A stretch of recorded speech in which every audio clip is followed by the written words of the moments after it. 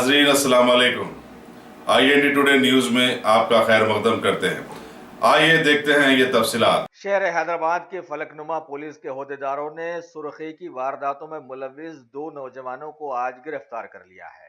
Division के assistant commissioner of police जनाब सैयद फैयाज ने आज बताया कि ये नौजवान चोरी की गई 2 व्हीलर पर घूम रहे थे, जिसकी शिकायत PS में पहले ही दर्ज थी। तफ्तीश पर इन्होंने 2 और 2 व्हीलर्स को चोरी करने की बात कबूली, लिहाजा सभी गाड़ियों को उनके पास से बरामद कर उन्हें अदालत में पेश करने की तैयारियां कर ली गई हैं।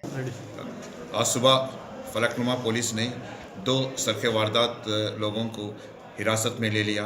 उनसे पूछताछ करने के बाद हमको ये पता चला कि वो लोग जो गाड़ी 2 पहियों की जो होंडा एक्टिवा इस्तेमाल कर रहे थे, वो फलकनुमा पुलिस स्टेशन में चोरी के इल्ज़ाम में हमने केस रजिस्टर करवाया था। वो लोगों को इन कस्टडी में लेके और तहकीकात करे तो हमको मालूम हुआ कि और एक गाड़ी भी उनके कब्ज़े से हमको बरामद हो गई है। मोहम्मद इमरान और मोहम्मद रहीम बोल के ये 2 सरखा वारदात पेश करने वाले ये लोग दो शख्स को आज हम हिरासत में ले लिया। उनके कब्ज़े से 2 हीरो होंडा गाड़ियाँ बरामद कर लिया।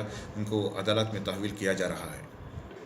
सब वो गाड़ियों के ऊपर जो गवर्नमेंट व्हीकल उनके लिखा हुआ है उसके रिलेटेड कुछ वो उसका गवर्नमेंट एम्प्लॉयज़ उसके रिश्तेदार है, वो अभी हम तहकीकात कर रहे हैं उसका एम्प्लॉय का कोड है क्या है बोल के।